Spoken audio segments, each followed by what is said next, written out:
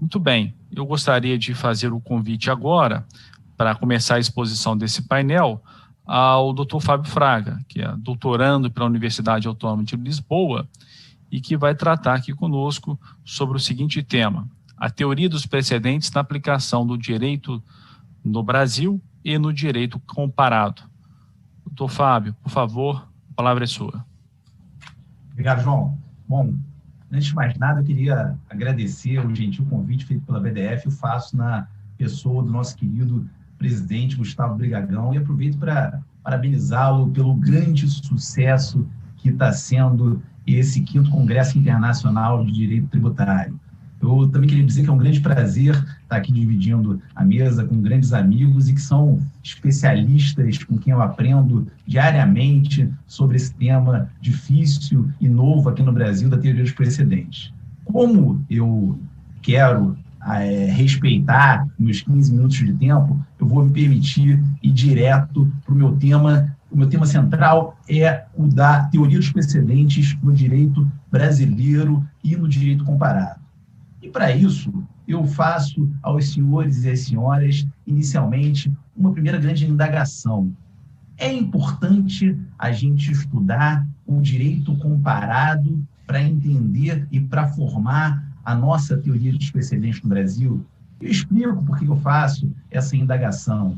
Eu tenho ouvido muito, e confesso que me causa um certo incômodo, tenho ouvido muito que nosso direito brasileiro ele tem tantas particularidades que seria impossível a gente utilizar os conceitos construídos nos últimos 320 anos em países mais experimentados no sistema de common law, como, por exemplo, a Inglaterra e os Estados Unidos, que são os mais famosos. De modo que teríamos que construir uma teoria dos precedentes à brasileira.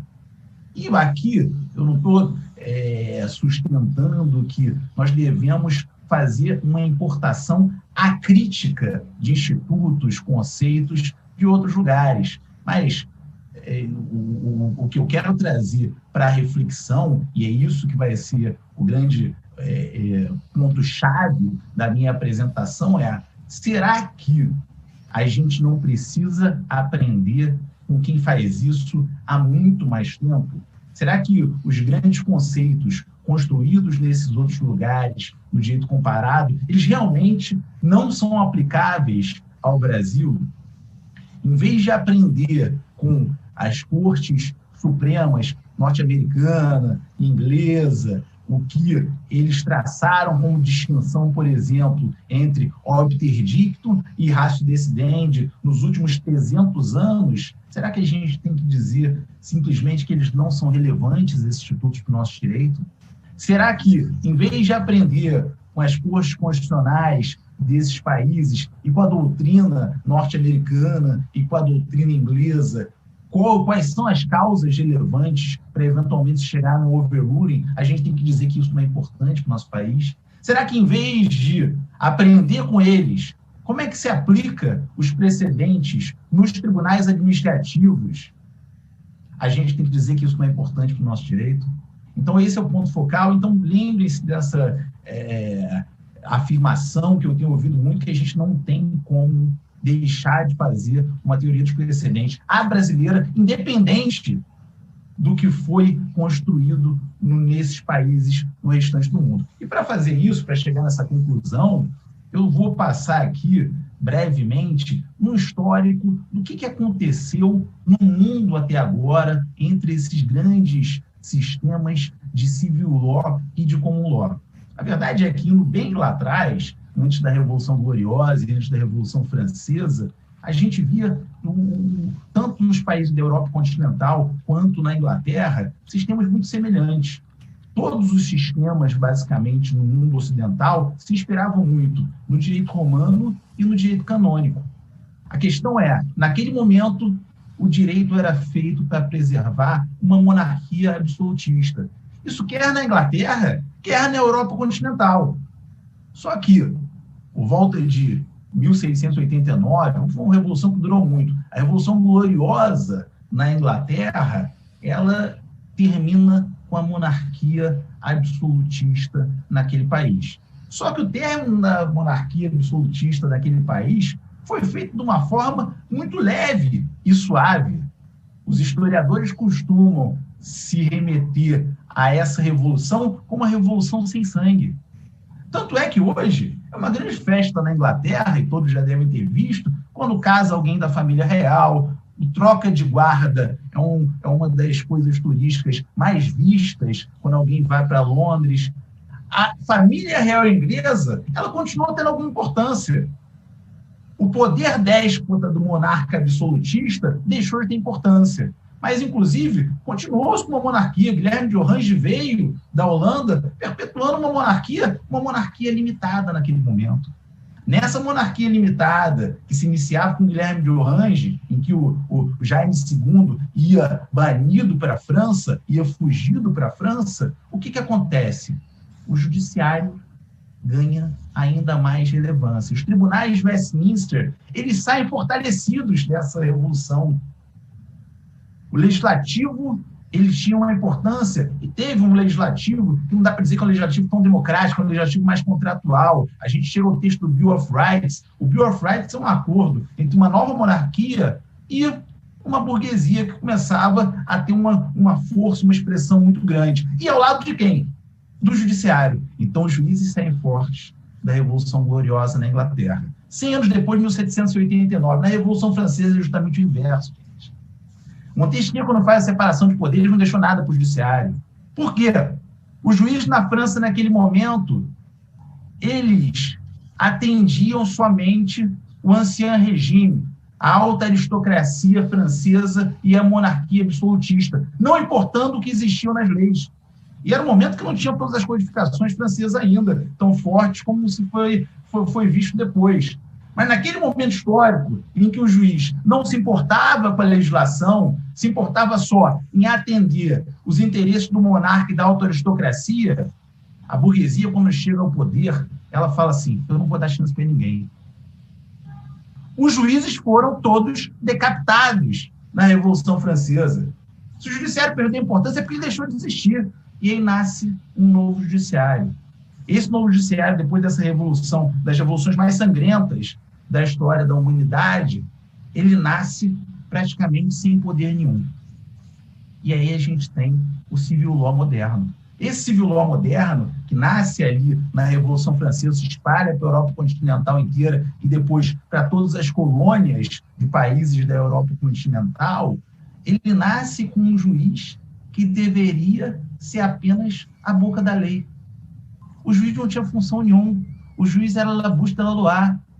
Como se o legislativo, e que eram eles, pudessem fazer uma lei tão clara, tão objetiva, tão simples, que todos os seres humanos que fossem interpretar, e me refiro aos seres humanos como juízes que iriam interpretá-la, tivessem sempre a mesma conclusão ao ler determinado texto legal. Isso, na verdade, todos sabemos que é um sonho que não tem como existir na prática. Cada pessoa interpretar uma lei é muito mais do que simplesmente ler uma lei. Se interpretar uma lei fosse simplesmente ler um texto que fosse claro, mais fácil seria se não tivéssemos juízes e tivéssemos professores de português julgando. Interpretar a lei envolve um raciocínio muito maior. E aí se criou um problema no civil law que aquilo que se esperava, que todos os juízes iam interpretar a lei da mesma forma, não aconteceu. E o civil law, a gente vai ver um pouco mais à frente, ele teve que mudar. Voltando ao common law, o common law, ele nem passou por esse problema. Por quê? Porque o common law ele deu poder ao juiz. Então, ele sabia que juízes interpretariam textos, e eram muito menos textos. No civil law, depois, principalmente na França, foi a era de grandes codificações que se teve, mas muito menos textos, mas existiam textos também. Esses textos, eles seriam interpretados de forma diferente pelos juízes. E mais, os juízes, por conta dos costumes antigos, eles podiam julgar até sem base nesses textos legais. Então, o common law tem um problema. Se o common law não se engana que todos os juízes iriam julgar iguais, ele tem que encontrar um método para dar coerência, estabilidade, segurança e coesão àquele sistema jurídico. Desse método, e esse que é o mais importante para a gente aqui nas teorias precedentes, é que surge o stare decisis. O stare decisis, ele não nasce junto com o common law. O stare decisis, ele nasce de uma necessidade do common law de dar estabilidade e coerência àquele direito. O stare decisis, ele diz que juízes têm que respeitar decisões anteriores de tribunais superiores, caso as situações que eles estejam julgando sejam equivalentes àquelas julgadas anteriores. De modo que, se o Supremo Tribunal Federal, se o Superior Tribunal de Justiça, se uma Suprema Corte, uma Corte de Vértice, decide de determinada forma, todo o judiciário tem que respeitar, inclusive o próprio tribunal. Essa era a forma que eles encontraram da segurança jurídica aos cidadãos. Tanto o civil law quanto o common law, nos últimos anos, se aproximam de uma forma nunca vista na história da humanidade. Aqui no Brasil, a gente começa, sobretudo, com a emenda constitucional número 45 e com o novo Código de Processo Civil, com uma escolha muito clara de migrar do nosso sistema predominantemente de civil law, predominantemente focado no sistema romano-germânico, para um sistema de grande influência de common law, um sistema misto em que os precedentes dos tribunais superiores passam a ter muito mais importância. O judiciário passa a ser um protagonista muito grande. Nesse momento em que o judiciário passa a ser um protagonista muito grande aqui no Brasil, eu volto àquela pergunta. Como é que o judiciário vai julgar? O judiciário, as cortes supremas, elas não devem olhar o que as outras cortes supremas, que estão habituadas há 300 anos com os institutos do common law, fizeram. O nosso judiciário, de fato, tem que fazer uma teoria dos precedentes, a tupiniquim, a brasileira, que seja totalmente diferente do resto do mundo todo. E eu pergunto aos senhores e às senhoras, o que está por trás dessa afirmação? O que está por trás dessa afirmação é que você passar de um sistema de civil law em que, naturalmente, você tem um ativismo judicial muito menor, para um sistema de common law, sem as amarras que se encontrou, sem os limites que se encontrou nos últimos 320 anos em outros sistemas de common law, isso é dar um cheque em branco para os tribunais superiores. Esse cheque em branco a gente não pode dar. Um ativismo judicial fora de um sistema de civil law, cumulado com a ausência de limites que os sistemas de common law enxergaram, é o pior que a gente pode ter. O judiciário, quando passa a ser protagonista, ele assume responsabilidades que ele não tinha antes. Essas responsabilidades que ele não tinha antes, ao julgar, ele não pode simplesmente formar precedentes como se formava há 500 anos atrás, na primeira forma do common law, que não respeitem e que não entendam que você vai ter um stare decisis que vai ser utilizado por todos os julgamentos posteriores, inclusive por ele próprio. As Cortes Supremas brasileiras passaram a não se importar com fazer overrules. Se você busca um sistema de segurança, de respeito a precedentes, o primeiro que deve respeitar os precedentes é o Tribunal Superior. E os nossos tribunais superiores não fazem isso. Por quê? Porque a gente caiu no conto de que nós temos tantas particularidades, nós temos tantas especificidades que a gente não pode utilizar os mecanismos previstos nos outros lugares. Se nos outros lugares se discute há 300 anos como você pode fazer um overruling, você pode fazer um overruling por mudança da composição da corte unicamente? Para mim, não. Você pode fazer um overruling se a lei mudou? Para mim, sim. Você pode fazer um overruling se houve mudanças estruturais na sociedade? Para mim, sim. Quais são os casos em que você pode fazer um overruling? E se você o faz, como você o faz? Esses overrules implícitos que têm sido feitos, e falando que, porque aqui no nosso direito é diferente, eles não são sérios em lugar nenhum do mundo. De modo que, na medida em que o Supremo Tribunal Federal e o Superior Tribunal de Justiça ele ganham mais poderes, eles têm que ter uma responsabilidade muito maior. E essa responsabilidade a gente nunca vai ter dando um salvo-conduto para as cortes, dizendo que a gente não tem como aprender com o que estudaram lá fora nos últimos 320 anos. A gente tem que, sim, em foros como esse, e na academia, analisar o que se fez lá fora e, de forma crítica, dizer isso especificamente não se enquadra no nosso direito, mas todo o resto, talvez a gente tenha que usar. Se a gente começa a fazer um bolo, a gente tem que ir atrás de uma receita. Se a gente tem uma receita de uma torta de maçã e troca a maçã por banana, a gente já mudou para uma torta de banana. Eu não tenho dúvida que a nossa nova legislação quer ter um sistema de precedentes, de stare decisis. E, com isso, ela diz implicitamente que ela quer ter esse sistema que foi construído lá fora, nas cortes constitucionais que estão mais habituadas e na doutrina especializada, em common law que está mais especializado. Com isso, eu me despeço e agradeço a atenção dos senhores e das senhoras. Muito obrigado, doutor Fábio. Muito obrigado, pontual e realmente uma importantes reflexões que trouxe e até título de provocação, até para o doutor Gustavo, doutor Bichara, doutora Karen, até para ti.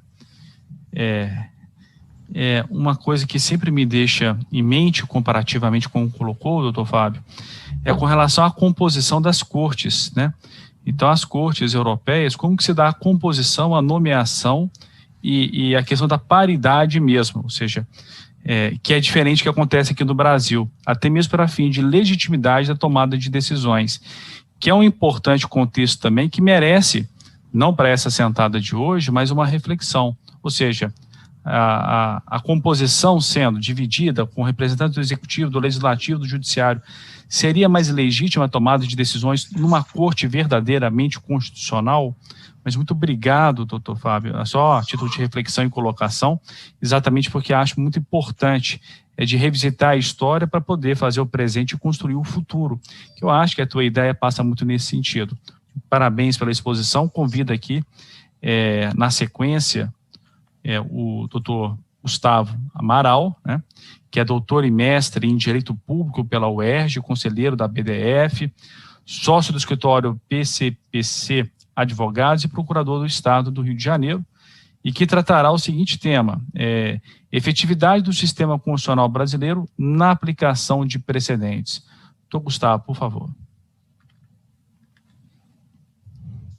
Doutor Gustavo, seu áudio, microfone, por favor. Desculpa, tinha esquecido de ligar o microfone. Bem, eu agradeço primeiro a BDF, a gentileza do convite, é sempre uma grande satisfação e fico muito feliz do sucesso desse congresso até aqui. Espero poder colaborar com essa apresentação. Parabenizo o Fábio pela sua apresentação inicial e os meus demais colegas de painel. Nesse ponto, o Fábio começou falando sobre a teoria dos precedentes. Nesse primeiro momento, eu prefiro ficar sem o slide. Né? Na hora que eu for colocar o slide, eu peço. E aqui nós vamos falar sobre a efetividade da aplicação dos precedentes. Não é ainda a questão do overruling, né? Esse os colegas vão tratar. Mas como o Supremo vem fazendo a questão da aplicação dos precedentes, para isso, uma abordagem geral seria impossível, pelo menos em 15 minutos, nós vamos pegar alguns exemplos. O primeiro ponto que eu acho que vale a pena a gente lembrar é a distinção do sistema, do fundamento das decisões, dentro de um sistema baseado na lei e um sistema não necessariamente baseado, mas que aceita a fundamentação baseada em precedente. Se a lei é o fundamento, bem, a lei é sempre o fundamento. Uma nova corte, uma nova decisão, porque está vinculada à lei, pode decidir de outra forma. Afinal, o título para decidir, ser ministro, ser membro daquela corte, a atual composição detém tanto quanto a anterior. Se a decisão é sobre a lei, ou seja, você não esgota essa decisão.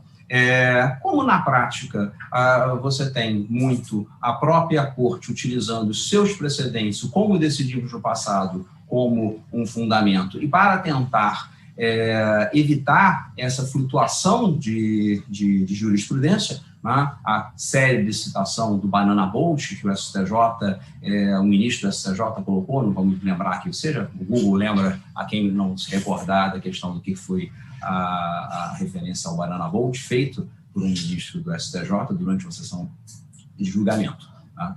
A legislação evoluiu para colocar dentro do direito positivo, na legislação brasileira, um respeito ao precedente. A hora que o precedente passa a ser o fundamento de uma decisão, a decisão judicial ganha uma nova natureza. Ela não é apenas a solução daquele litígio, daquela questão que foi submetida ao judiciário. Ela é uma norma jurídica. Por que é uma norma jurídica? Porque ela vai ser a base da solução de litígios futuros, de questões futuras mesmo, não apenas decisões futuras, mas situações jurídicas simplesmente não ocorreram. O precedente foi afixada a tese em setembro, e em fevereiro do ano seguinte eu tenho um fato, e esse fato vai ser qualificado pela regra jurídica que decorre também daquele precedente. Então, o precedente, para ele ser aplicado, ele vai ter, tal como uma norma jurídica, a hipótese e a consequência, ou seja, qual é a situação, quais são os elementos significativos da situação para que eu aplique aquele precedente, tá? E qual a consequência que nós vamos ter. Então, esse eu acho que é um primeiro apanhado geral que me parece importante para a gente fixar em alguns outros pontos, né? Nesse período, agora, de 2020, o Supremo Tribunal Federal produziu decisões em matéria tributária com uma velocidade possivelmente sem precedentes, né? No campo das taxas, nós tivemos, por exemplo, o agravo regimental na medida cautelar da DIN 5374, em que, mesmo sendo uma medida cautelar, foi fixada uma tese, que viola o princípio da capacidade contributiva na dimensão do custo-benefício, a instituição de taxa de polícia ambiental que exceda flagrante e desproporcionalmente os custos da atividade estatal de fiscalização, né? O mesmo entendimento nós tivemos em outros precedentes, também agora no mesmo período, de menos de 12 meses para cá, na DIN 6.211, em que diz que, ausente a equivalência entre o valor exigido do contribuinte e os custos alusivos ao exercício do poder de polícia, a taxa seria inválida, né? E aqui nós vamos pegar como um primeiro caso de aplicação de precedentes do Supremo a situação da taxa Siscomex. Aí já peço que venha o slide, acho que o segundo slide. Isso.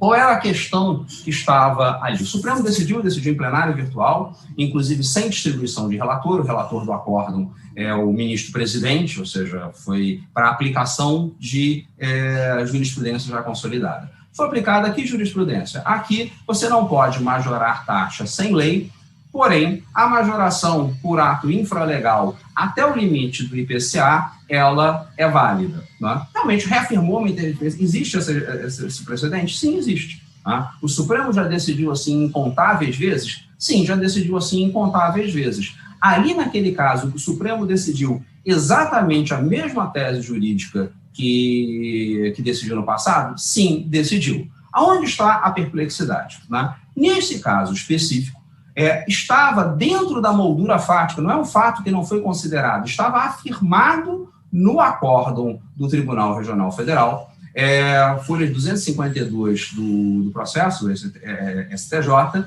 de que tem uma tabela ali, em que havia uma equivalência entre o custo geral relativo ao Siscomex e a arrecadação com a taxa Siscomex até o momento da majoração. A partir dessa majoração, passou-se a ter o valor total da arrecadação corresponder a 3,74 vezes o custo. Ora, neste caso, nós temos um exceder ao custo do serviço? Temos. Né? Por quê? Por que não se aplicou os outros precedentes? Tá? Próximo slide, por favor. Próximo slide? Isso. Por qual motivo a tese fixada nas ADINs aqui mencionadas não foi aplicada? Fica a pergunta: se a lei não pode majorar, além do custo razoável do serviço, a aplicação da correção monetária permite, tá?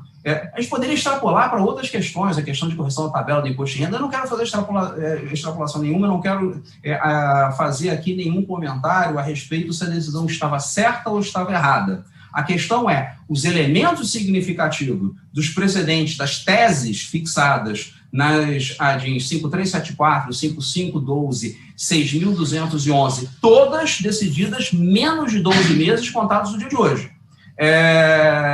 Estavam presentes no caso da taxa Siscomex? Parece que estavam presentes. Tá? Por que não é esse precedente e é o outro? Não há nem mesmo uma linha sobre isso. E não é nem o caso que o Supremo não foi provocado. O acórdão não pode não enfrentar em relação a isso, mas isso constou de embargo de declaração. Como o processo foi a plenário virtual sem nem ser distribuído, não havia amici curiae nesse feito, mas ainda assim, entidades representativas apresentaram memoriais nesses autos e isso foi destacado textualmente em alguns desses memoriais e que chegaram às mãos de todos os ministros nesse caso. Então, ou seja, isto é uma aplicação de um precedente ou simplesmente é pegar uma conclusão, o precedente ele é o fundamento de uma decisão, nesse caso, ou ele é apenas um discurso de legitimação? Esse é um ponto que me parece perigoso. Vamos passar aqui a um outro caso, é o próximo slide. É um caso ainda não julgado, a DIN 4785, que está em questão a taxa de fiscalização de extração de produtos minerais do Estado de Minas Gerais. Esse processo já entrou e saiu de pauta algumas vezes, foi jogado para o plenário virtual e já no final do prazo do seu julgamento, já com vários votos proferidos, o ministro Luiz Fux fez o destaque e esse processo retornará no plenário presencial sem uma data ainda definida. Mas vamos então pegar os votos proferidos até agora. O ministro relator, o ministro Fachin, não aborda em nenhum ponto a questão dos custos estatais. Ele fala de capacidade contributiva, diz da lucratividade do setor mineral, diz que a alíquota é muito baixinha, o valor dali, e diz que haveria, em tese, uma pertinência entre a tonelada de mineral extraído e a fiscalização estatal, mas não entra especificamente na questão do custo. O ministro Toffoli, um outro voto, ele cria um critério, diz, olha, aqui o total da arrecadação, segundo os dados do portal da transparência, é um pouco superior ao custo de fiscalização. Aqui eu vou fazer um parênteses, não é o custo de fiscalização, porque esse custo você não tem aberto, é simplesmente toda a despesa realizada de todos os órgãos que, por lei, teriam alguma competência relativa à fiscalização. Ou seja, esta taxa, isoladamente, produz uma receita efetiva arrecadada, segundo o portal da transparência do governo de Minas Gerais, superior a toda a despesa de todas as secretarias vinculadas à atividade de fiscalização. Mas como esse excesso não é, segundo o ministro, de 3, 4 vezes, como nos casos que eles já julgaram, isso seria constitucional. Bem, em plenário virtual, uma modificação dos precedentes e sem nenhum aviso prévio. Já os ministros Marco Aurélio, Roberto Barroso e Gilmar Mendes seguem, inclusive, citando a linha dos precedentes, porém, os ministros Roberto Barroso e Gilmar Mendes fixam uma tese. Ou seja, se você tem que fixar uma tese, é porque eu tenho algo que precisa ser fixado quando você já tem essa tese fixada antes, em momentos anteriores. Então, aqui também fica-se a questão, eu tenho precedente, mesmo daqueles que aplicam. Se precisa fixar novamente uma tese, não é reafirmação de uma tese, é porque talvez aquilo não foi o suficiente. Por que não seria suficiente? Né? Aqueles que rejeitam sequer entram, ou seja, os votos entre esses grupos não dialogam entre si. Tá? O aspecto, existe um excesso, essa taxa produz um valor que supera o custo alusivo ao poder de polícia? Tá? Sim ou não? Se sim, por que não se aplica ou não se aplica o precedente? Né? Nós não temos isso no caso concreto. Então, ou seja, a discussão, me parece, sem nenhum prejuízo do conflito entre teses, Tá? A questão, me parece, de certa forma, como se nós tivéssemos também um problema no campo factual. Ou seja, qual o problema no campo factual? Né? O exame do processo e a seleção de quais são os elementos significativos, naquele caso, que justificam um precedente ou outro, ou em casos como a taxa Siscomex, em que você tem elementos significativos de precedentes distintos. Como eu faço isso? Né? Simplesmente varrendo para debaixo do tapete um aspecto e só aplicando o outro?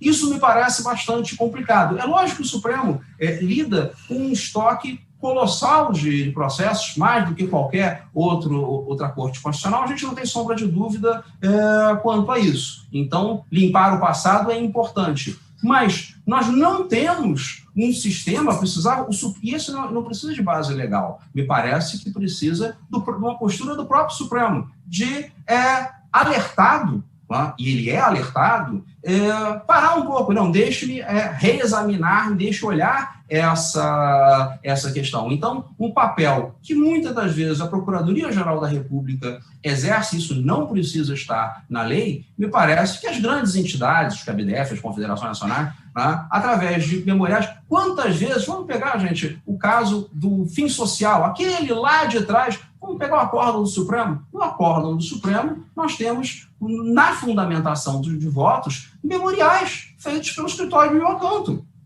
Estavam nos autos? Não, nunca tiveram nos autos. Ou seja, o Supremo sempre funcionou, não aos 300 anos da teoria dos precedentes, como o Fábio coloca, mas na nossa experiência aqui, nós tivemos essa abertura a atores qualificados da sociedade civil. Hoje, a teoria dos precedentes talvez, em alguma medida, permita ao Supremo, deixa eu me corrigir, a aplicação que o Supremo vem dado, talvez permita uma leitura sarcástica dizer que não é a aplicação da teoria dos precedentes, é a aplicação do limpa-gaveta, do limpa-prateleira, né? Ou agora limpa-HD. Né? Então, que seja isso. E nós vamos ter uma questão, isto aplica-se, o precedente, ele é muito menos a solução do passado e muito mais a criação de previsibilidade do que nós temos lá adiante. Então, não vou entrar aqui, eu não vou nem falar, até porque meu tempo já está acabando, sobre modulação de efeitos de ICMS na base de cálculo do PIS/COFINS para dizer que a segurança jurídica é meio complicada. Né? Mas para que serve os precedentes se nós não temos o elemento, a indicação clara e precisa do elemento significativo da aplicação de uma linha, de aplicação de outra linha? Né? A gente vai saltar para o overruling enquanto a gente não sabe exatamente se você mudou ou se ali o problema é o elemento significativo. Já estourei, acho que agora em 23 segundos, meu tempo. Eu agradeço a atenção e a paciência de todos e eu encerro aqui a minha participação.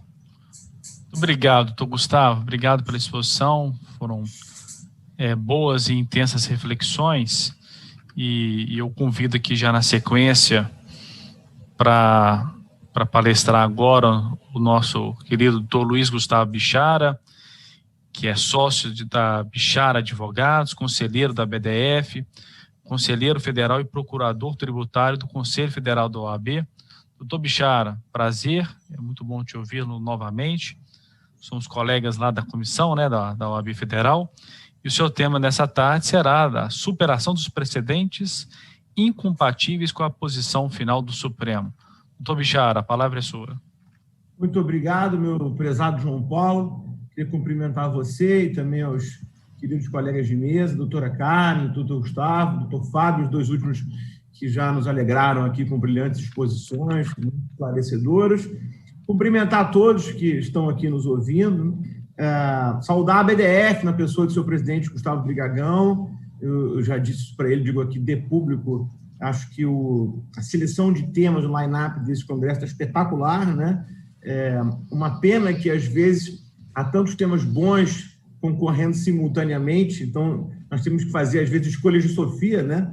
Eu, por exemplo, gostaria de estar vendo um outro módulo agora, não propriamente o meu, né? Mas há debates muito interessantes, assim, e acho que essa sistemática ficou muito instigante, realmente cumprimento a escolha dos assuntos, a meu ver, está brilhante. Também gostaria de cumprimentar por essa inovação na rigidez com os 15 minutos. Eu acho que, hoje em dia, ninguém aguenta mais exposição muito grande, palestra muito grande. Nós vivemos, como diz o ministro Barroso, a revolução da brevidade, né? E como já advertia Miguel de Cervantes, nenhum bom raciocínio permanece parecendo bom se for longo. Então, eu achei muito feliz essa questão dos 15 minutos, assim a gente pode bater papo, pensar ideias e provocar o debate, que é a minha função aqui hoje, né? Então, indo direto ao ponto, embora esse evento traga temas modernos, interessantes, alusivos ao futuro, o meu não é um deles.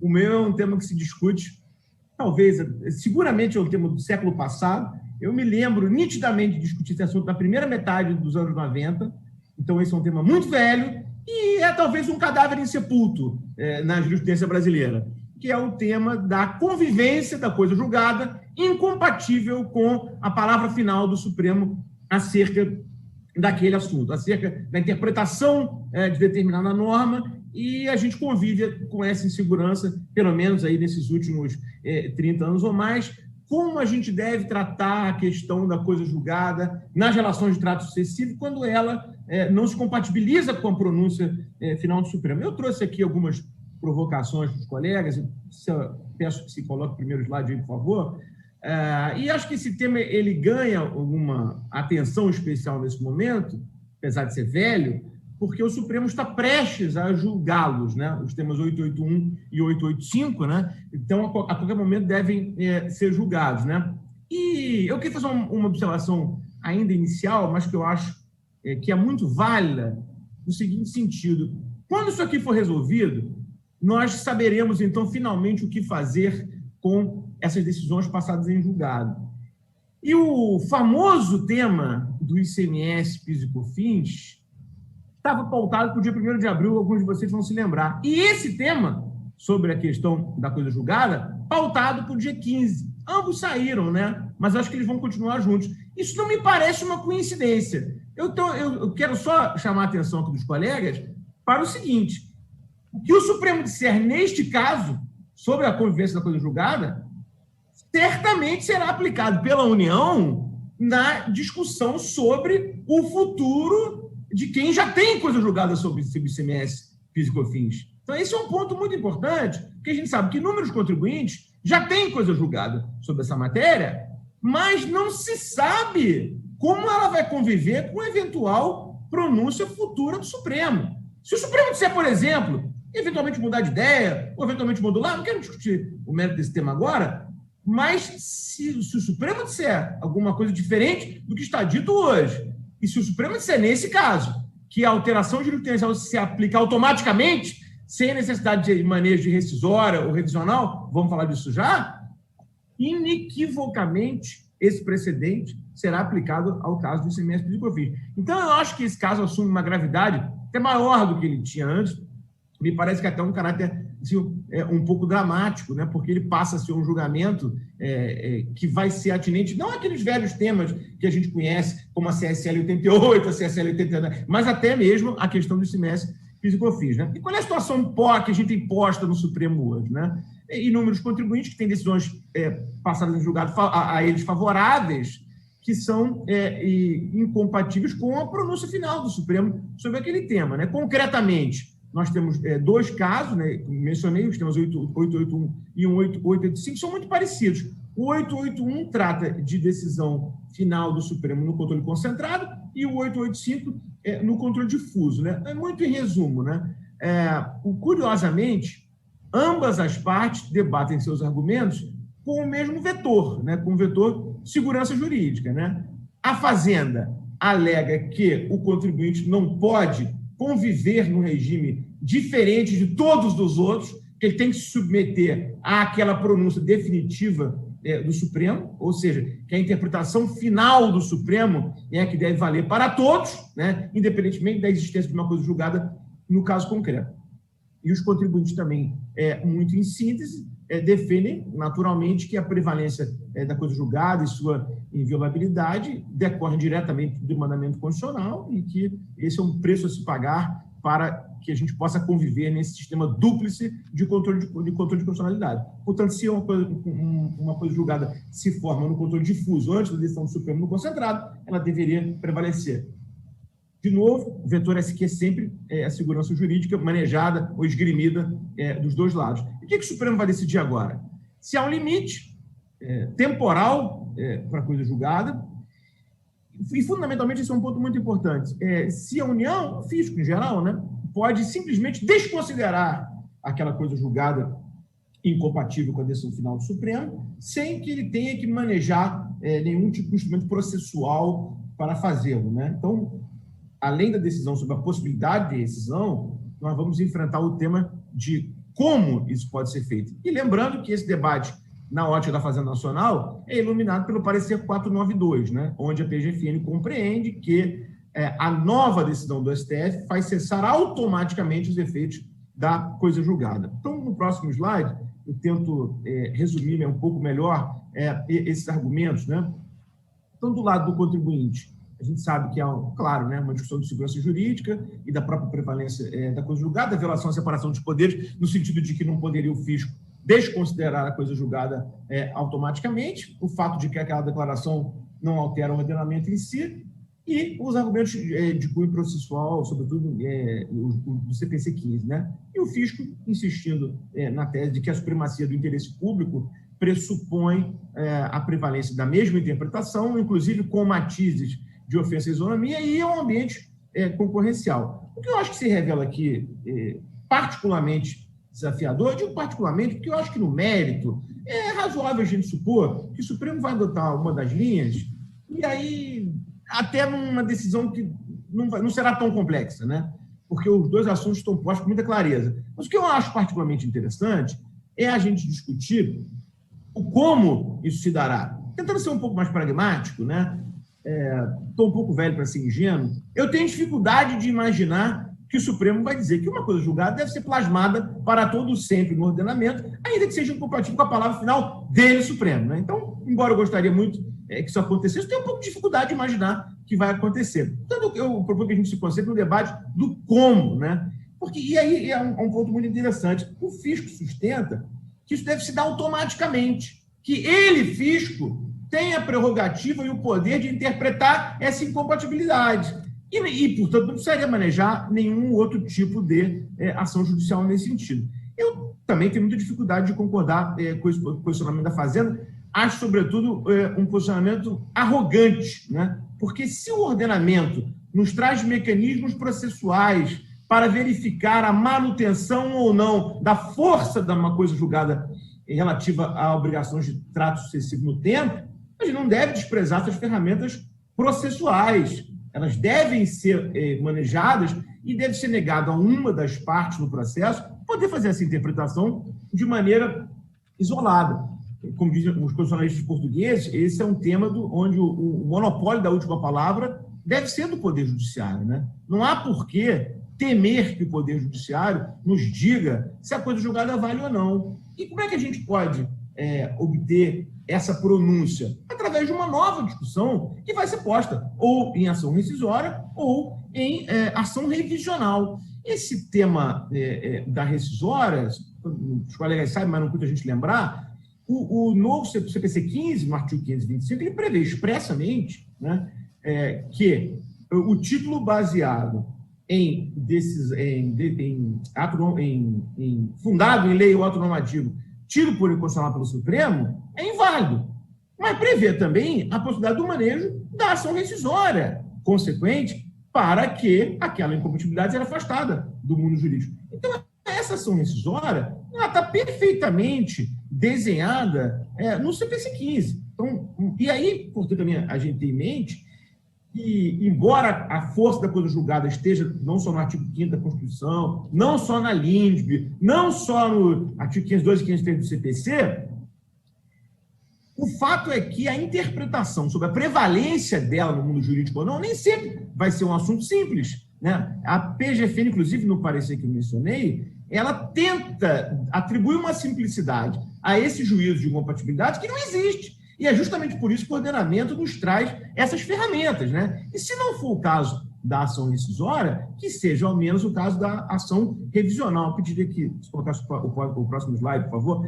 A ação revisional, e aqui eu tento resumir os argumentos que são colocados pelo amigo Escuro, eu tenho a honra de representar Conselho Federal do OAB nesse assunto, mas eu antes queria destacar esse ponto, né? A ação revisional, ela é, assim, vamos dizer, um tema um pouco esquecido, né? Na nossa prática, eu acho, né? É um instituto mais próximo do direito de família, né? Quando vai se fazer a verificação da manutenção, por exemplo, de uma pensão ou não, mas diz expressamente o Código que não haverá decisão novamente sobre matéria já decidida, salvo se, em se tratando de relação jurídica de trato continuado, sobreveio modificação no estado de fato ou de direito, caso em que poderá pedir a parte a revisão do que foi estatuído na sentença. É precisamente a discussão que nós temos aqui. Quer dizer, se a Fazenda entender que sobreveio modificação no estado de fato ou de direito decorrente de pronúncia posterior do Supremo, deverá ela solicitar ao juiz a revisão daquela decisão. Eu não consigo entender o medo que a PGFN tem de discutir o tema no judiciário. Veja, eu não estou aqui dizendo que a coisa julgada deve ser petrificada para todo sempre, mas também não estou dizendo que possa ser simplesmente revogada de uma hora para outra, a depender da interpretação que um agente do fisco fará sobre a nova decisão do Supremo. Nada mais razoável que a gente queira aplicar aqui o artigo 505, justamente para que o judiciário, para que um ator neutro nesse assunto, um novo juiz, pronuncie sobre a incompatibilidade daquela decisão anterior com a nova pronúncia do Supremo, né? Eu tenho um pouco de dificuldade de compreender o receio que se tem sobre isso, né? Porque aqui, vejam vocês, a Fazenda está dizendo que ela, a Fazenda, é que tem que decidir isso. Aqui os contribuintes estão dizendo, não estão dizendo que são eles os contribuintes, estão dizendo que um ator neutro é que deve fazê-lo, né? Então, esse tema ele vem bastante tratado nessa posição que a gente tem sustentado do Supremo, né? Eu vejo aqui que eu gostaria de falar um pouco mais sobre os outros argumentos, mas eu vejo aqui que o tempo está muito escasso. E um ponto que eu gostaria de também chamar a atenção dos colegas sobre o debate posto nesses dois temas de reprodução geral é que o Ministério Público Federal, embora tenha se manifestado contra a pretensão de manutenção da coisa julgada, ele converge aqui com a posição do Conselho Federal do OAB no sentido de postular uma modulação temporal dos efeitos dessa decisão do Supremo, né, caso ela seja contrária aos contribuintes, né? E é que é muito curioso, porque disse o MPF, vou transcrever um pequeno trecho, assim: em homenagem à boa-fé dos contribuintes que escudaram em sentenças válidas e plenas de efeitos, o Ministério assegurar que o provimento do presente recurso tem efeitos exclusivamente prospectivos, em período suficiente para o conhecimento dos contribuintes e replanejamento dos negócios das operações tributáveis pelo tributo em tela. Isso é um ponto muito interessante.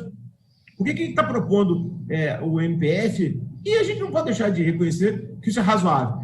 Que haja uma modulação temporal, mas não sempre que o Supremo se pronunciar definitivamente sobre uma matéria. Ele está sugerindo que haja uma modulação neste momento, para que, nesta primeira decisão do Supremo, sobre os efeitos da incompatibilidade, os contribuintes não sejam pegos de surpresa. Mas ele diz aqui, o MPF, para conhecimento dos contribuintes, ou seja, o que parece é que o MPF está propondo que o Supremo, nesta vez e nesta única vez, module para que não possa haver cobrança para o passado. Mas daqui para frente, então, segundo o entendimento do Ministério Público Federal, essas decisões seriam automaticamente válidas, rescindindo automaticamente também aquelas decisões anteriores passadas em julgado.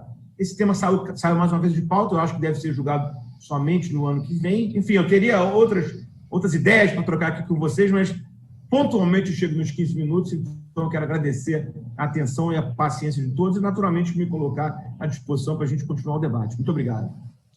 Obrigado, Bichara. Obrigado, Bichara. Quem está acostumado com sustentação oral, tira 15 minutos de letra, né?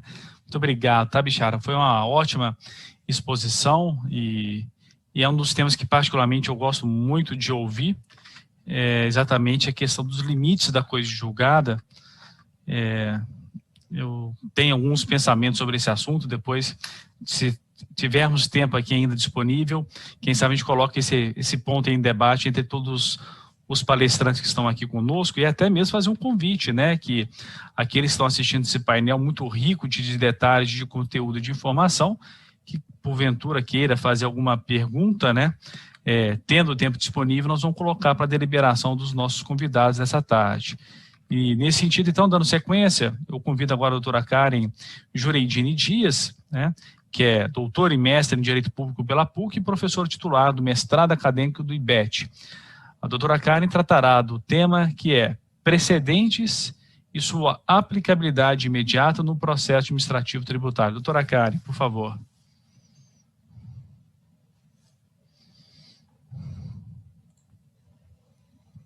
Ou acho que o áudio, viu, doutora Karen? Boa tarde a todos, é um prazer estar aqui, agradecendo aí o convite para o meu amigo Gustavo Brigagão, à BDF, a quem está nos ouvindo e aos meus prezados colegas aqui de mesa. Eu começo falando, partindo da premissa de que é aplicável ao processo administrativo precedente. Vamos lembrar que, no processo administrativo, o julgador não pode afastar por inconstitucionalidade ou ilegalidade uma lei. Mas, se ela é afastada do ordenamento jurídico, ele deve observar. Né? O direito é autopoético, ele vai criando as regras próprias para a criação de normas. A gente está dentro de um princípio de estrita legalidade no âmbito do direito tributário, portanto, não consigo imaginar manter uma tributação quando não tem lei posta vigente.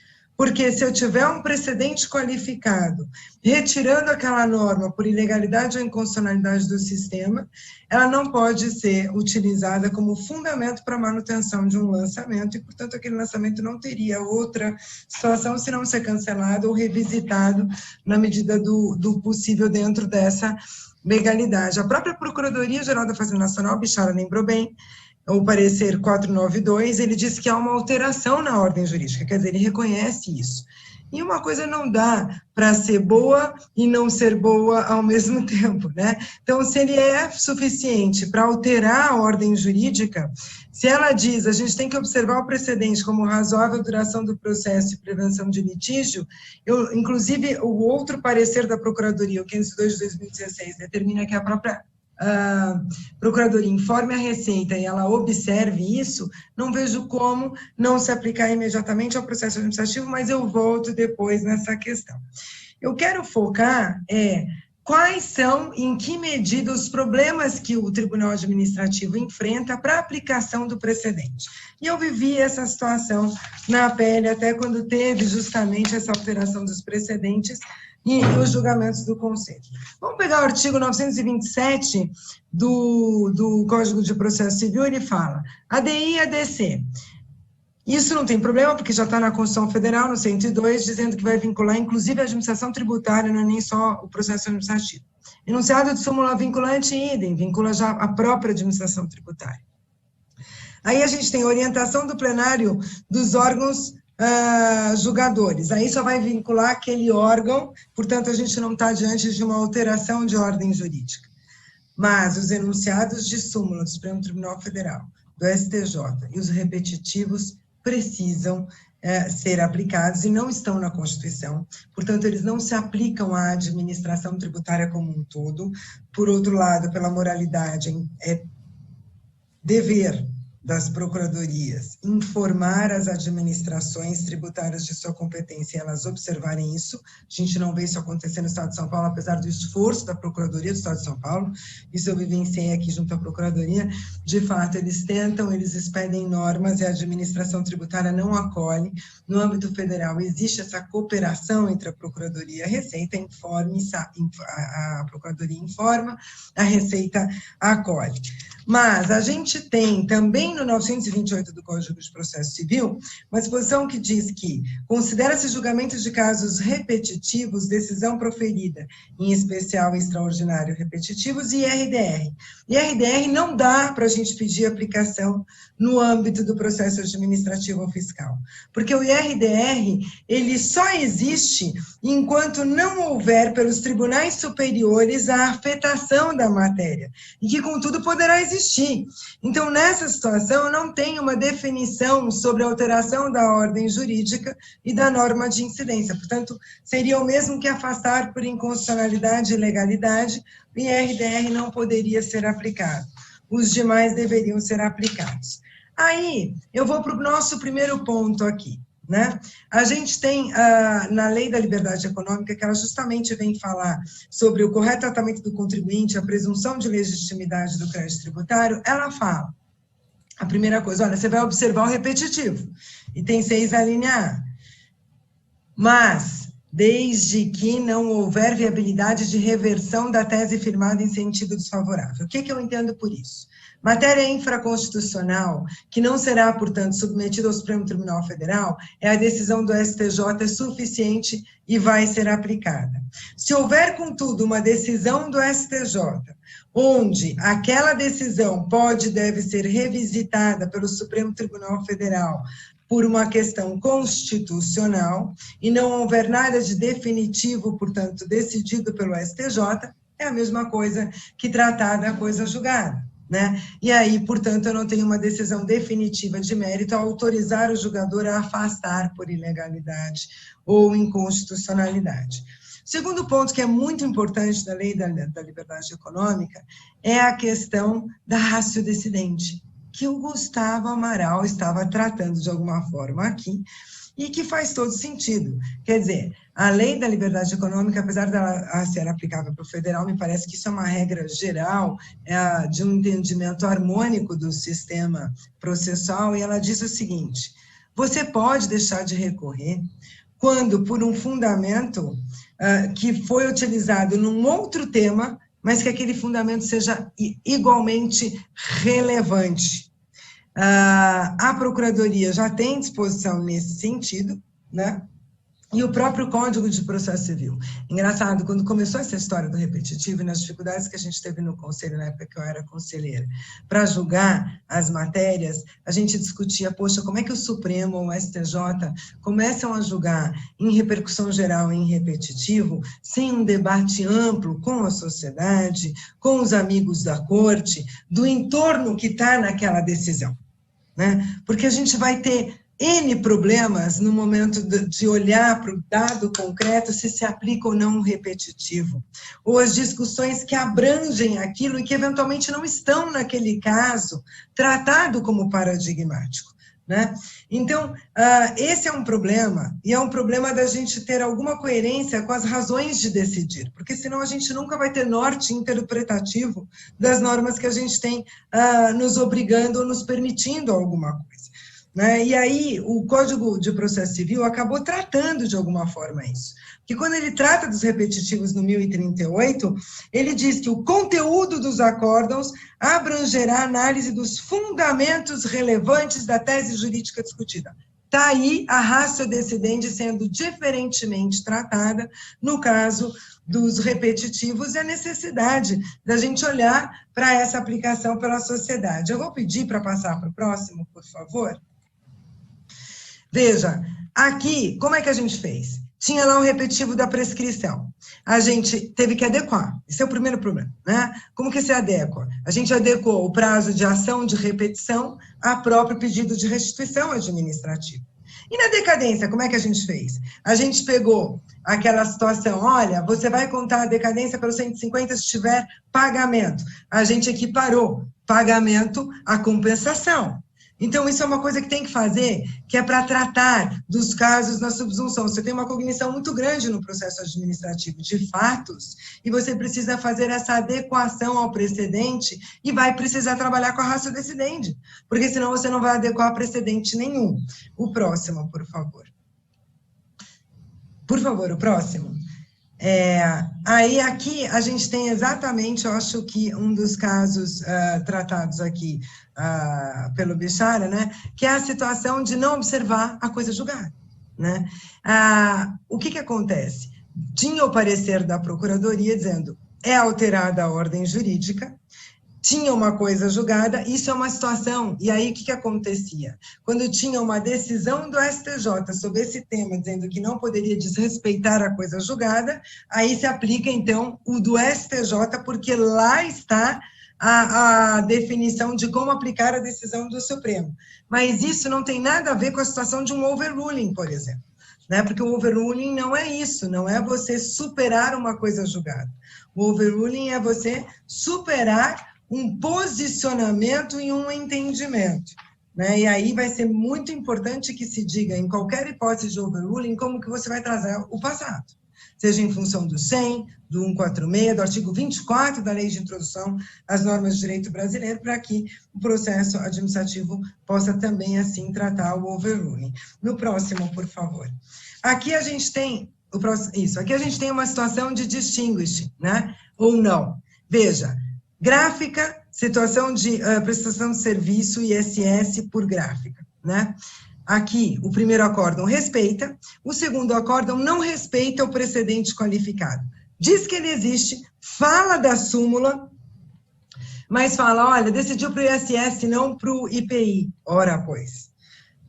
Uma coisa é o distinguishing, dizer, isso aqui não é essa atividade, não se subsume ao ISS. Outra coisa é dizer, tem um overruling que está dizendo que vai depender da destinação. Outra coisa é dizer, sim, esse tema se enquadra lá no ISS, mas mesmo assim, como não decidiu textualmente para o IPI, eu não vou cobrar. Por isso é tão importante a gente ter ideia de que toda essa ratio decidente se aplica, né? Para o próximo, por favor. Eu já vou concluindo. Aqui a gente tem um último ponto que eu queria tratar, é quando que eu considero essa decisão definitiva? Né? Temos o PIS e COFINS, a incidência do ICMS na base de cálculo de PIS e COFINS. Veja só, Câmara Superior, dizendo o seguinte, como tem os embargos no Supremo, a matéria não está definitivamente julgada pelo STF, aplica-se como precedente qualificado a decisão do STJ. O outro diz, olha, o STJ já disse, em repetitivo, que tem que aplicar a decisão do STF. Vai para o próximo. O outro também aplica a decisão do STF e, por fim, esse outro diz, vou aplicar a solução de consulta interna 13 da COSIT, porque é ela que está interpretando a decisão do STF. Veja, gente, como é que a gente vai ter uma aplicação tão aleatória de precedente? Eu não consigo entender como a gente vai viver com essa insegurança jurídica. E me parece que, nesse caso, nas situações onde há uma definição já mínima, que é minimamente o ICMS pago tem que tirar da base, isso deveria ser julgado. E muito mais eficiente seriam apartar os processos, o crédito tributário, essa discussão sobre esta, e a outra vai à cobrança. Porque se vai com esta cobrança indevida, Fazenda está ineficiente e não recebe nada. E, obviamente, que o contribuinte, a não ser que seja má gestor do seu negócio, ele não vai pagar algo que foi retirado devidamente do sistema jurídico.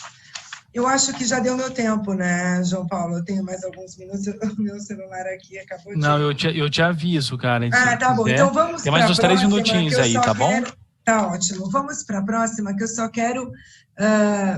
eu trouxe a título de comparação a previsão de aplicação de precedente no CARF, né, pelo regimento do CARF. A gente antes tinha uma situação de sobrestamento que foi retirada, isso porque na época estava sobrestando todos os processos que tinham depósito bancário, então a gente tinha lá talvez 60%, 70% da ordem de processos sobrestados, mas situações como essa do ICMS na base de PIS e COFINS, eu acho que deveriam ser apartados, os créditos tributários sobrestados, mas enfim, estamos onerando indevidamente o Poder Judiciário e a sociedade que paga os dispensos com o Poder Judiciário, mas aqui a gente tem, de fato, uma adequação à implicação do precedente, a especial aplicação do precedente. E aí fica muito claro que vai ser nas decisões de suas competências, STJ, infraconstitucional, STF, constitucional, afasta, por exemplo, o IRDR, etc.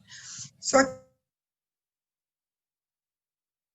foi um problema, porque, por exemplo, o exemplo que eu dei da decadência, compensação é uma forma de quitação, não é um pagamento em dinheiro, se aplica o 150 da mesma forma, portanto, a gente reproduz e adequa, né? O TIT continua com aquelas disposições que estão na Constituição Federal, quer dizer, o TIT é o Tribunal de Impostos e Taxas Estadual aqui em São Paulo. Para a gente ter uma ideia, vai para a próxima, por favor, para a gente ter uma ideia, olha isso, a gente tem orientação da Procuradoria do Estado de São Paulo dizendo, por favor, não recorram, ninguém vai recorrer de ICMS de transferência entre estabelecimentos, tem a súmula do STJ, e o TIT diz, eu tenho que manter tenho que manter porque eu não tenho essa previsão no meu regimento interno. E eles têm um justo receio de serem punidos por estar afastando por ilegalidade, algo que não tem a previsão no regimento interno. Pode parar a apresentação, por favor? Algo que não tem a previsão no regimento interno. Então, veja, a gente tem uma situação aqui, me parece bastante sui generis, eu entendo o temor dos julgadores da administração tributária, ela deveria se adiantar para determinar a obrigatoriedade da observância dos precedentes, mas me parece que é uma interpretação indevida achar que, a despeito de não ser certo não ter atualizado o regimento, de ter que esperar uma atualização regimental para observar. Essa observância tem que ser obrigatória. E aí eu diria, e por que ela tem que ser obrigatória? Porque a gente tem aqui o 142 do Código Tributário Nacional, que é o que a gente julga no final, que é o ato administrativo. Ele tem um controle externo, que é do Poder Judiciário, princípio da jurisdição una, portanto, é lá que eu vou ter a palavra final, que já foi dada, e é por isso que tem esse entendimento da alteração da ordem jurídica, legalidade, moralidade, eficiência, que estão vinculando. E, por fim, acabei, João Paulo, uma última conclusão a gente tem como cláusula pétrea na Constituição Federal o processo administrativo e o devido processo legal, enquanto controle de legalidade. Isto, portanto, é uma jurisdição atípica que seja exercida nesse controle interna corporis pela administração. Pelo artigo 13 do Código de Processo Civil, a jurisdição é exercida por normas processuais. O artigo 15 do mesmo código, ele diz que vai se aplicar supletivamente, ou seja, complementando, que é o caso do Tribunal de Impostos e Taxas que eu dei um exemplo, ou subsidiariamente, que é quando o processo administrativo nada disser, vai se aplicar a regra. Ela só não vai se aplicar para o CARF, porque o CARF corretamente adequou-se à regra, mas aos outros tribunais ela vai precisar ser aplicada. CARF adequou-se às regras, mas a gente viu aí os problemas na aplicação, né? Como eu mostrei aí em decisões aleatórias, aplicando ou não aplicando o precedente, dentro da interpretação do conceito de definitividade ou de distinguishing. É isso, muito obrigada, João Paulo. Obrigado, doutora Karen. Ótima exposição, muito interessante e até assim, só para fazer um comentário, eu estou aqui tentando fechar minha tese de doutorado, e estou estudando a questão de precedentes também, e até o precedente que eu estou tratando é o tema 392 do Supremo, e como que a decisão ali tomada, que é aquela questão da imunidade nas aquisições feitas por pessoas jurídicas imunes, imunidade do ICMS e do IPI. E ao formular o tema, nos próprios debates, determinadas matérias muito afetas, argumentos dos contribuintes, né, muito ligadas ao tema central em discussão, o próprio Supremo, clara e objetivamente, aponta que não iria tratar do argumento trazido à tribuna, que no caso o argumento era o seguinte: é possível ter a imunidade tributária, não garantir a imunidade tributária comparativamente quando se faz a importação, ou seja, quando uma entidade imune importa, não se recolhe o ICMS ou o IPI na importação. E quando se faz uma operação interna, paga-se. Aquela questão contribuinte de fato, contribuinte de direito. E esse argumento foi levado na tribuna e o Supremo abertamente falou assim, não vou entrar nesse mérito, porque não foi objeto dos autos. E formou-se um tema. Então, até quando que nós vamos chegar a uma conclusão, né, doutora Karen, a formar um tema todos os argumentos não são devidamente desenvolvidos e articulados e acaba vinculando a todos. E aí é até por isso, né, que eu particularmente tenho gostado muito dessa releitura que eu estou fazendo. Claro que não dá para importar diretamente para cá, mas é aquele entendimento, já que partimos para uma ideia de precedentes, que é aquela teoria do work, do romance em cadeia, que é muito interessante no sentido de como se desenvolver decisões nos tribunais e que acaba vinculando as partes, né? Ou seja, a necessidade de respeitar os precedentes e uma eventual superação depende de um altíssimo ônus argumentativo, a necessidade de observar a lei, a necessidade de observar os precedentes e a necessidade de se ouvir todas as partes, todos os argumentos para chegar à chamada resposta correta. Doutora Karen, muito obrigado. Eu acho que nós vamos ter até um tema aqui, talvez aí um tempo para podermos debater. Só vou dar uma sequência a 2 pontos aqui que eu acho que são importantíssimos. Primeiro, que se refere a uma enquete que nós gostaríamos de colocar aqui para todos os nossos telespectadores, né, para virem e se posicionarem. Eu vou pedir aqui para colocarmos, né? Essa é a pergunta a todos que estão nos assistindo. Na sua opinião, telespectador, ouvinte, o sistema de precedentes tem melhorado a percepção de segurança jurídica no Brasil? A votação ela é possível ser visualizada a partir da nossa página que estão assistindo, né? Basta fazer a rolagem dela e logo abaixo do patrocinador, né, do apoiador desse nosso painel, que é o do escritório do nosso querido Bichara, tem lá para votar na enquete, né? Olha só, estamos aqui já com o resultado. 100%, Bichara. Aí, ó, Gustavo, Fábio, Karen, 100%. Eu queria saber a opinião de vocês. Vocês estão aí com a unanimidade ou há alguma divergência entre vocês que acabaram aí de palestrar? Essa era fácil, né? Fala que toda unanimidade é burra, talvez nem todas, né, Bichara? A pergunta é na sua opinião, então a opinião está sempre certa. De quem disse sim, de quem eventualmente dissesse não, cada um tem a opinião, cada um tem a sua. Mas você diverge, Gustavo? Paulo, eu vou dizer uma coisa, eu diverjo um pouquinho. Na verdade, eu não acho que melhorou a segurança jurídica. Já mudou ali o enquete, ó. Então, eu acho que em tese melhora a segurança jurídica. Em tese, né? Eu gosto muito da teoria do precedente, porque a gente acha, a gente consegue alcançar uma isonomia, né? A gente hoje tem uma loteria de decisões. E é uma coisa que eu estava conversando outro dia num congresso, acho que da OAB do Maranhão, na mesa que eu estava, foi dito com todas as letras: ganha-se dinheiro com litígio no Brasil, né? Desde quem lança até o advogado que está lá defendendo. Quem lança está ganhando ponto, está ganhando remuneração sobre multa, eventualmente, e está querendo cumprir meta e vai lançar e não vai olhar. Muitas vezes, não estou dizendo que isso é uma regra geral, muito pelo contrário. A gente, o contribuinte, quando tem lá um julgamento, facilmente ele pode ter um julgamento absolutamente diferente daquele seu concorrente. Acabou a concorrência. Então, ele vai ter que litigar. E aí ele vai litigar, e vai litigar, e vai litigar, e pronto. E só quem perdeu dinheiro foi a sociedade, né? Então, eu acho que a teoria do precedente, ela é boa. O nosso problema no Brasil, a gente está tendo precedente sendo julgado, sem essa discussão da qual todos aqui falaram, e eu falei sobre a ótica de quem depois vai ter um problema para olhar no processo administrativo, né? Então, a gente tem esse problema que me parece muito importante. Segundo, a gente está tendo overruling sobre overruling sobre overruling, isso é uma loucura, né? Tirou a segurança jurídica do próprio precedente, não é essa? Isso está em oposição à regra do precedente, né? Então, essas são as minhas considerações aí, João Paulo. Inclusive... Mais 5 minutos ia ficar meio a meio. Ela falou, já puxou 20% pro sim, olha lá. Eu queria empurrar você, Bichara, para defender, para ver se reduz ou aumenta. Eu tenho 1 minuto, assim.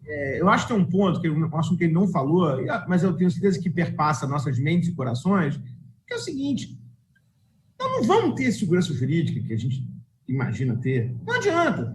A gente vive no Brasil, a gente fez solução. O Brasil é um país inseguro, gente. Então, essa coisa de segurança jurídica, vamos ser sinceros, assim, isso é um mito, nós não vamos ter. Assim, é claro que o Supremo, quando analisa uma questão dessa, ele não está analisando só o argumento jurídico, há questões subjacentes ali, muitas vezes não ditas, mas de ordem econômica, que estão norteando aquele julgamento. Não adianta a gente querer se iludir e achar que o direito não foi aplicado como deveria aqui, porque o Supremo não conhece direito. Não foi por isso, porque o Supremo não quis aplicar. Ele tem outras razões, né? Sim, esse é um tema sensível, porque todo mundo sabe que existe, mas ninguém gosta de falar. Mas é isso, assim. Eu acho que há outras razões que a gente precisa entender, que muitas vezes motivam os julgamentos e que nos geram um distanciamento da segurança jurídica. Mas isso está posto. Não adianta a gente querer dar uma de Américo pisca-pisca e reinventar a humanidade, né?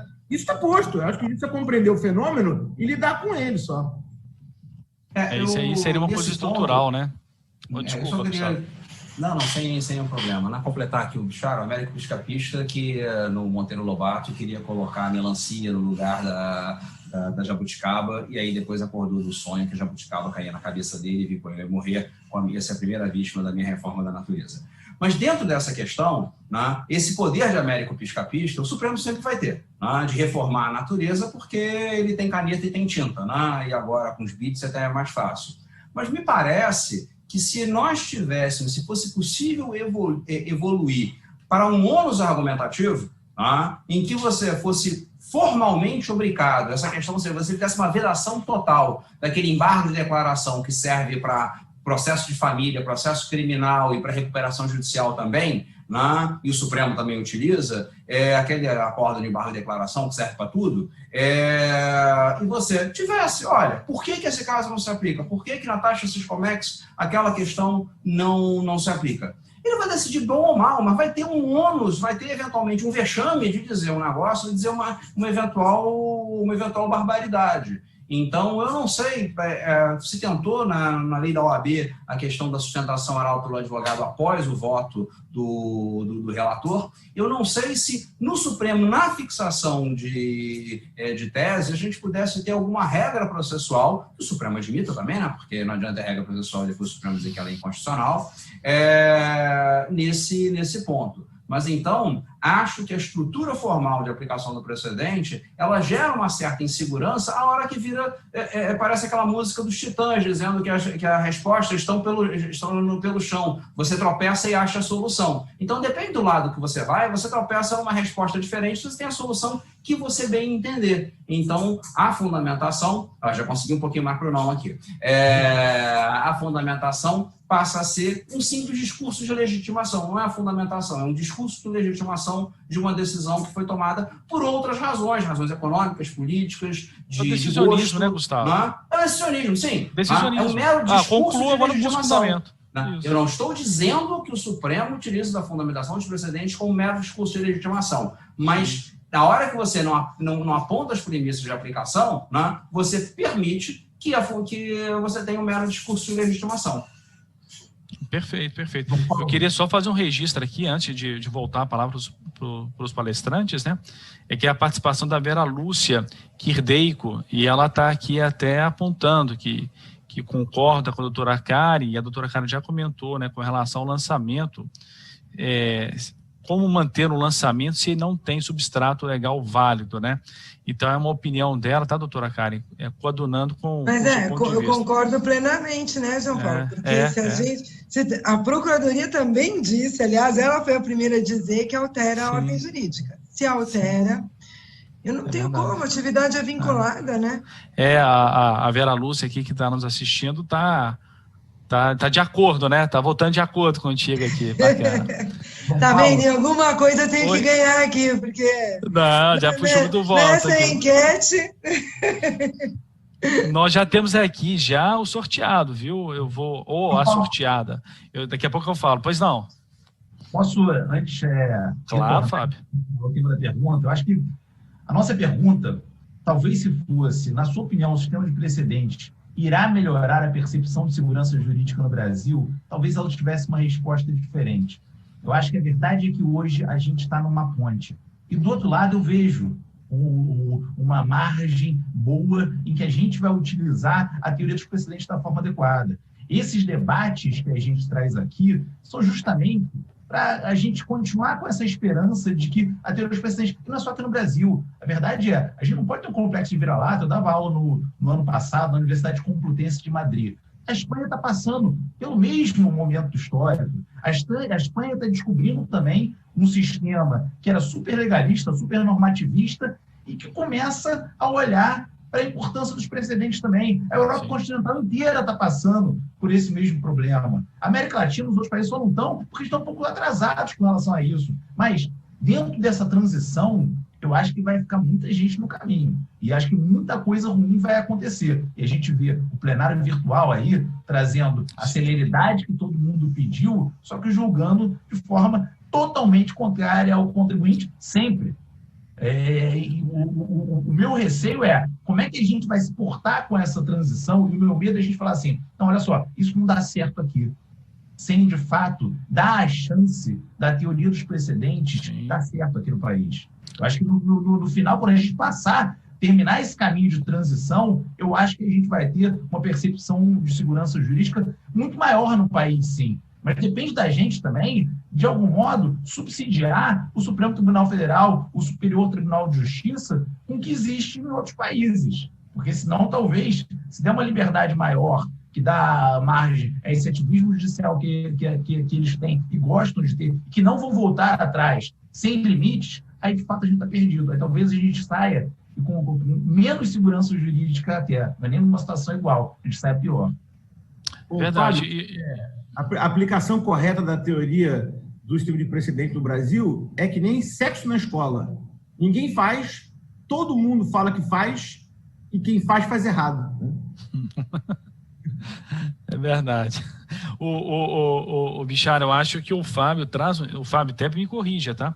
Mas eu acho bacana a tua colocação, e eu acho que você está batendo muito nessa tecla nessa tarde de hoje, eu acho que com muita razão, é no sentido de que como que é importante, tendo em vista essa mudança, né, de sistema que nós estamos propondo a fazer, como que é necessário de tentarmos verificar e aprender com aquilo que foi feito, construído lá fora, e, evidentemente, trazer para cá. Claro que nós temos que fazer adequações.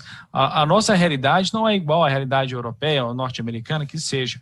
Mas a questão é não fazer uma coisa tão, entre aspas, a brasileira, né? É de tentar se valer daquilo que já foi feito anteriormente e trazer para cá com a responsabilidade, né, Fábio? É isso aí. Você pega um julgamento, por exemplo, do Sistema S. Existia um caso exatamente igual, julgado de CMS, de cálculo de importação. O Supremo Tribunal Federal ele se vê com aquele caso na mão e o ministro Dias Toffoli, que foi não só um ministro que votou naquele caso, mas também, coincidentemente, foi o redator para o acórdão da ministra que tinha se aposentado, que era a relatora original. Ele diz que aquilo que se disse naquele caso original era um obter dictum. Ele podia dizer assim, não, aquela era raça dissidente mesmo, e a gente está fazendo um overrule, mudando de opinião. O que ele não pode modificar os conceitos que foram construídos nos últimos mais de 300 anos no common law de fora.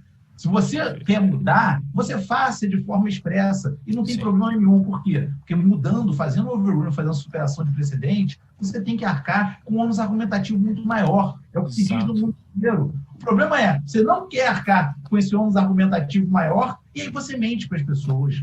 Porque você diz que talvez não seja tão importante você distinguir bem obter dictum e ratio decidente. E aí a gente fica perdido. Por quê? A gente está naquela cidade do interior em que só tem uma biblioteca. E essa biblioteca, quem tem a chave é o padre. Ele te dá um livro de cada vez, o livro que ele quer. Então, a gente ficar preso a uma realidade de alguém que não está querendo usar a teoria dos precedentes, a parte dos limites, só que acelerou para usar a teoria dos precedentes na parte do ativismo judicial. Sim. Aí a gente está no pior dos caminhos. O Supremo ele adora a teoria dos precedentes. Ninguém mais que o Supremo gosta desse cenário atual de protagonismo judiciário. Isso aliado à TV Justiça, isso foi a melhor coisa na vida dos ministros Supremos. A questão é, uma hora essa conta vai chegar. Como essa conta vai chegar, talvez tivesse sido melhor se eles mesmos tivessem se imposto limites. Eu acho que esses limites a gente tem que trazer. E esses conceitos que já existem na doutrina do common law há anos, eles têm que, de algum modo, ser respeitados. É uma questão... A segurança jurídica do precedente, ela volta para você ter segurança nos limites também de se chegar naqueles precedentes. E esse é o meu ponto. É verdade, é verdade. É interessante e até reafirma aquilo que eu coloquei logo depois da sua exposição, até para para os demais aqui, o Gustavo, a Karen e o Bichara, que é muita questão da legitimidade da tomada de decisões. Como que é a composição, e como você, né, acompanha muito o direito europeu, né, a questão dos precedentes, a composição dos tribunais. Então, a composição do tribunal alemão comparando com a composição, por exemplo, do tribunal brasileiro. A questão da legitimidade, da ideia de democracia, e aquilo que você muito bem colocou, acaba que a decisão tomada, ela vira uma lei entre as partes, né? E aí até onde que estaria investido do poder, né, Karen? Oi? Desculpa. Não, lei erga omnes, né? Exatamente. Não exatamente. é isso, ela vira erga omnes, né? Até mesmo a questão de representatividade dos poderes. Exato. E eu queria todo poder emana do povo. João Paulo, eu queria só deixar uma pitadinha aqui para todo mundo, que é, no âmbito tributário, quando a gente tem um overruling, e aí estão falando, não, aqui não é um obterdicto, não é um obterdicto, mas enfim, quando a gente tem um overruling minimamente reconhecido, qual artigo se aplicaria? O 100, 146, o 24 da LINDB, da Lei de Introdução às Normas de Direito Brasileiro. Me parece que, se o contribuinte antes estava respaldado por um entendimento, ainda que ele não tenha a ação dele, como isto é uma ordem jurídica, aquela incidência não lhe alcançava, porque ela não existia, no momento de um overruling, de um precedente qualificado, me parece que a gente vai ter que discutir se é uma incidência doravante ou se é o caso de retirar a penalidade, porque minimamente que aquilo é uma norma de cunho geral, acho que ninguém tem dúvida, né? Então, essa é uma discussão bem importante, eu acho, para a gente ter em relação ao overruling de precedente, quando ele não dava incidência tributária, ou seja, quando ele afastava por inconstitucionalidade ou ilegalidade da norma. Karen, bacana, olha, como nós chegamos no horário, eu já vou tomar a liberdade aqui só de anunciar, tá, Gustavo? Só um minutinho. Vou anunciar aqui a sorteada do nosso livro aqui, em homenagem ao Ulloa Canto. A sorteada é a Manuela Peixoto Ribamar Silva. Manuela, o nosso apoio aqui vai entrar em contato, vai trazer as diretrizes para depois você receber o seu exemplar em casa. Eu me despeço de todos, agradeço mais uma vez o convite que me foi formulado e uma grande honra de participar desse painel com todos aqui, com os palestrantes. Eu me despeço, mas não vou fazer de uma forma indelicada. Eu vou passar para que o Gustavo faça as considerações bem rápido, Gustavo, e despeça do público, Bichara, Karen e Fábio, e encerramos depois que o Fábio despedir. Mas muito obrigado, estou agora só ouvindo Só fazer uma consideração, sendo que a Karen falou, se o precedente é uma regra jurídica, o overruling não é uma revogação retroativa, eu faço uma revogação retroativa contra o contribuinte, como é que eu compagino isso com o ordenamento jurídico? Então, só uma provocação, é um vetor que eu acho que a gente precisa levar em consideração, especialmente se nós estamos falando de tributação sobre fluxo econômico, PIS, COFINS, ICMS, IPI, ou seja, eu ia inserir alguma coisa, tenho a liberdade, pratico ou não pratico o fato gerador, qual o preço que faço do meu produto, mudo retroativamente. Né? Então, é aquela velha máxima do ministro da Fazenda que disse que no Brasil até o passado é imprevisível. Aproveito para me despedir, é uma grata satisfação estar aqui, estar na BDF, que considero também aqui a minha casa, e de amigos, só realmente uma infelicidade não ter um almoço, um jantar antes, depois. A Karen, há tantos anos que eu não vejo pessoalmente, Bichara, num passado já um pouco distante, tínhamos um convívio maior, mas agora também um bom tempo que eu não tenho. O Fábio é uma vergonha, meu vizinho mora aqui perto, eu vejo a cobertura dele aqui da minha janela, mas a gente, em tempo de isolamento, não se vê. Não da onde eu estou agora, da real da sala. E o João Paulo, não conhecia, mas não tive a oportunidade de perguntar até se o Fanucchi é parente do Fábio Fanucchi, foi um dos primeiros livros de direito tributário que eu estudei. Então, nós estamos, e até a própria pergunta veio da Vera Lúcia Kirdei, que é uma amiga de longuíssima data na Procuradoria. Ainda bem que a pergunta dela não veio para mim, senão eu teria que concordar com ela, pouco importa o que eu penso. É uma brincadeira que a gente faz para cá. Então, eu agradeço o convite e fico satisfeito com a apresentação de todos, que certamente superaram a minha. Então, as minhas as falhas foram cobertas pelas virtudes das demais apresentações. Obrigado. João, também queria agradecer muito a você, aos colegas do painel, à BDF. Foi um papo muito interessante. Eu acho que a gente não vai demorar muito tempo discutindo esse assunto, até porque o Supremo Tribunal Federal tomou um tamanho hoje, não nas nossas vidas, porque trabalhamos com isso, mas tomou um tamanho na vida, uma importância na vida da sociedade muito maior do que a gente podia imaginar. Quer dizer, em nenhum lugar do mundo, pelo menos meus colegas e amigos de outros países, a gente conversa, e eles ficam muito assustados quando eu digo para eles que o protagonista do jornal principal no horário nobre é o Supremo Tribunal Federal, né? Só para lembrar, há pouco tempo a gente estava discutindo qual é a interpretação do regimento sobre embargo de divergência, né? Isso em jornal, em cadeia nacional, quer dizer, o Supremo se agigantou, né? E acho que essa nossa discussão de hoje é uma pequena derivada desse assunto. Mas eu encerro por aqui, não quero me alongar muito, deixo um abraço a todos, foi uma alegria revê-los, espero revê-los novamente em breve, pessoalmente. Oi, Karen, dá um tchau. Uma alegria, pessoal. Tchau, um grande beijo para todos. Gustavo, vamos nos encontrar sim, Gustavo. Logo, logo, se Deus quiser. Foi uma ótima discussão, também estou saudoso de encontrar pessoalmente os amigos. Concordo com o que o Bichara falou agora no final. Na última Copa, eu li no jornal que as pessoas sabiam mais o nome dos 11 ministros supremos do que dos 11 jogadores da seleção brasileira de futebol, que é o nosso principal esporte. Está incrível mesmo. E acho que esse apontamento da Karen é fantástico também. Eu acho que eu fui a primeira pessoa a sustentar no Brasil que essas novas normas, né, na comodalização do direito brasileiro, na abstratificação desse controle difuso, elas não só devem respeitar a irretroatividade, mas também o princípio da anterioridade. Tá? Se você tem uma decisão do Supremo Tribunal Federal que modifica alguma coisa que era pacífica dentro da ordem jurídica, ela, por ser uma norma geral e abstrata e com eficácia erga omnes, aplicável a todas as pessoas, ela goza de uma impressão de segurança jurídica maior que a própria lei. De modo que, se a lei goza do benefício de respeito à anterioridade, a essa norma criada pelos tribunais superiores também deve gozar. Com isso eu me despeço muito feliz aqui pelo debate que a gente teve hoje. Então tá bom, muito obrigado. Painel encerrado. Uma boa tarde a todos.